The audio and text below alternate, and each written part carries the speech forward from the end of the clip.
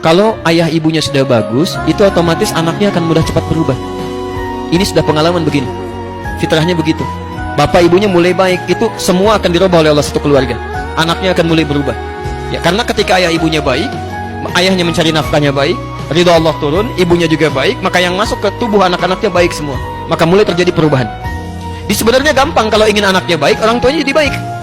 Orang tuanya baik.